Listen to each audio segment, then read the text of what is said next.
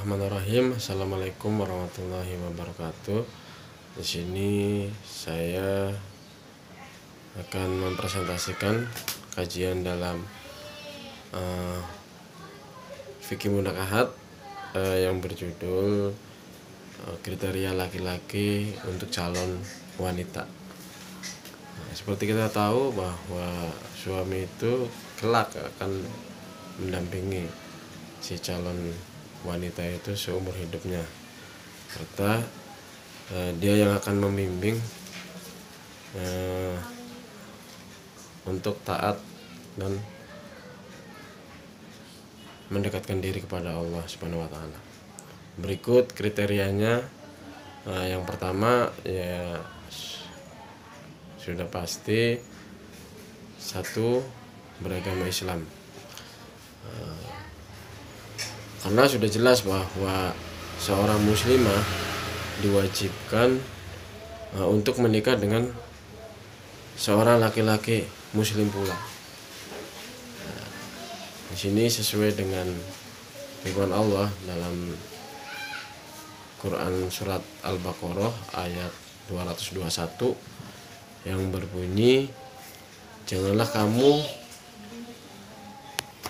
menikahkan orang-orang musyrik dengan wanita-wanita mukmin sebelum mereka beriman.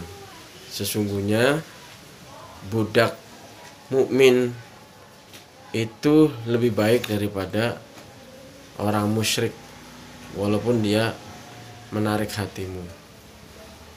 Mereka mengajak ke neraka, sedang Allah mengajak ke surga dan ampunan dengan izinnya. Quran surat Al-Baqarah ayat 221. Dari ayat di atas dapat diambil sebuah pelajaran bahwa laki-laki muslim masih lebih baik daripada laki-laki musyrik, walaupun laki-laki itu ganteng ya, tampan, menarik hati si perempuan tadi. Untuk yang kedua, kriteria yang kedua yaitu taat beragama atau soleh. Karena dengan memilih laki-laki yang soleh, maka ia akan senantiasa membimbing kita untuk mendekatkan diri kepada Allah. Untuk yang ketiga, kriteria yang ketiga itu menjauhkan dari kemaksiatan. Seorang laki-laki yang senantiasa menjauhkan dirinya dari kemaksiatan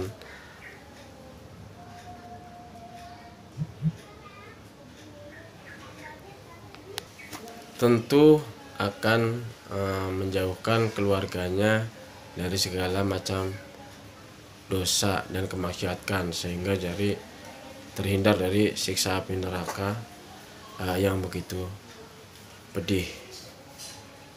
Untuk kriteria berikutnya yaitu berasal dari keluarga yang baik. Seorang laki-laki yang berasal dari keluarga yang baik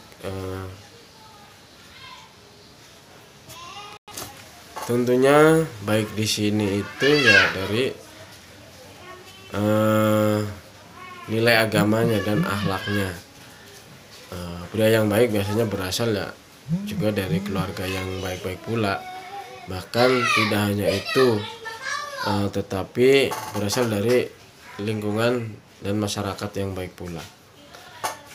Untuk yang berikutnya yaitu kriteria berikutnya taat kepada orang tua. Kriteria kelima ini sebagaimana dijelaskan dalam hadis Nabi yang berbunyi, saya datang kepada Nabi SAW untuk meminta izin kepada beliau guna pergi berjihad. Namun Nabi SAW bertanya, apakah kamu masih punya ibu bapak yang tidak bisa mengurus dirinya? Lalu dia menjawab, masih. Beliau bersabda, uruslah mereka karena surga ada di bawah telapak kaki mereka. Hadis riwayat Tobroni. Adapun ini adalah hadis hasan, hadis yang baik. Dari hadis tersebut dapat sebuah pelajaran bahwa anak yang berbakti kepada orang tua memperoleh jaminan untuk mendapatkan keselamatan berupa surga. Artinya taat kepada orang tua itu ya setara dengan berjihad. Untuk selanjutnya, kriteria seorang laki-laki itu mandiri dalam hal ekonomi. Karena ini berkaitan dengan nantinya dengan kehidupan setelah menikah. Seorang suami itu dituntut untuk mempunyai kemandirian dalam hal ekonomi, karena kewajiban mencari nafkah ada di sebagai kepala rumah tangga. Namun bagaimana seorang laki-laki bisa menghidupi keluarganya yang masih maksudnya menghidupi keluarganya kalau dia masih ketergantungan kepada orang tua. Dan ada juga ungkapan bahwa laki-laki yang pantas dinikahi adalah laki-laki yang mampu untuk membiayai atau membelanjai pernikahan, dalam artian sudah mampu mencari nafkah dan mandiri dalam segi ekonomi. Berikutnya, memiliki pemahaman agama yang setara atau lebih baik. Dalam hal ini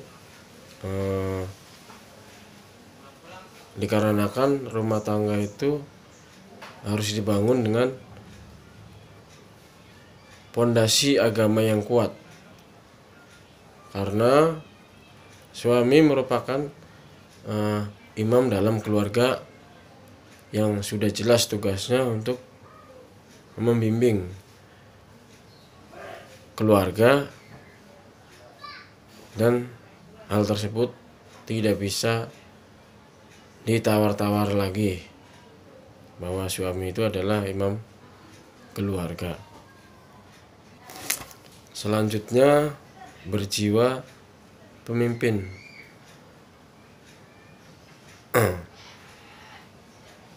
Seorang suami yang baik pasti akan terus berusaha menjadi pemimpin yang baik bagi istri dan anak-anaknya, sehingga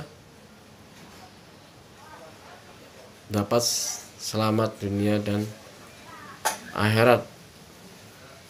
Dan satu hal lagi yang penting dari seorang yang berjiwa pemimpin ialah mampu mengambil keputusan yang tepat dalam menjalani kehidupan berumah tangga.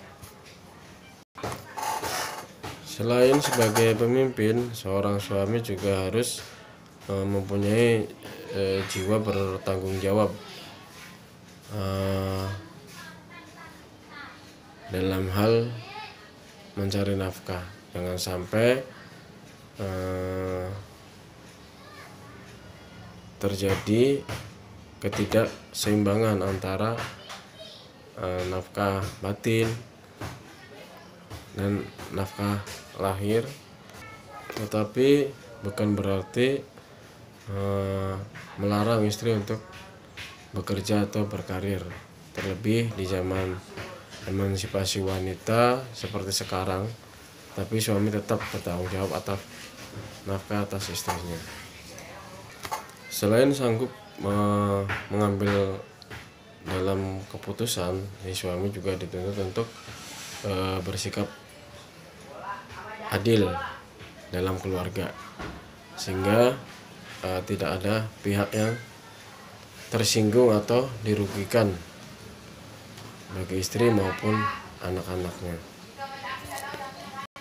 Untuk berikutnya, berkepribadian lembut dan tidak kasar, tetapi juga lebih kepada kemampuan dalam mengontrol emosi, sehingga tidak mudah marah, apalagi berlaku kasar kepada keluarga, istri dan anak-anaknya karena emosi dan kemarahan tersebut. Untuk berikutnya yaitu kriteria berikutnya yaitu tidak pelit. Artinya calon suami itu memiliki sifat dermawan karena nantinya akan berkaitan dengan upaya dan usaha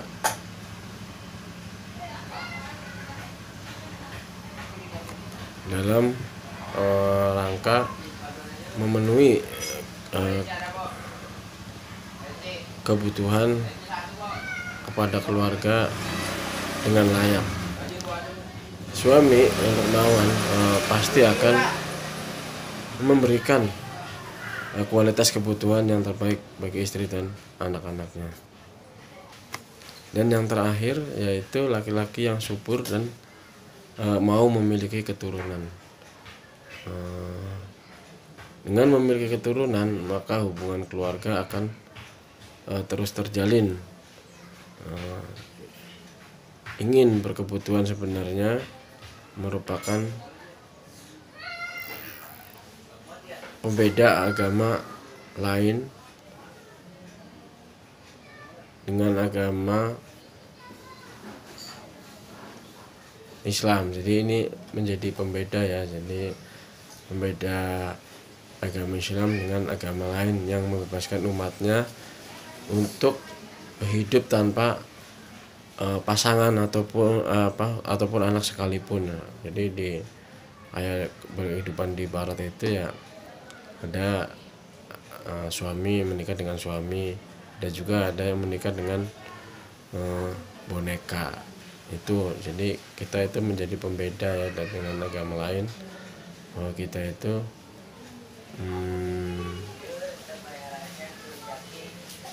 mengedepankan berketurunan. Demikian presentasi saya di kajian ilmu fikih tentang fikih mutlak ahad yang berjudul kriteria laki-laki untuk calon wanita. Terima kasih.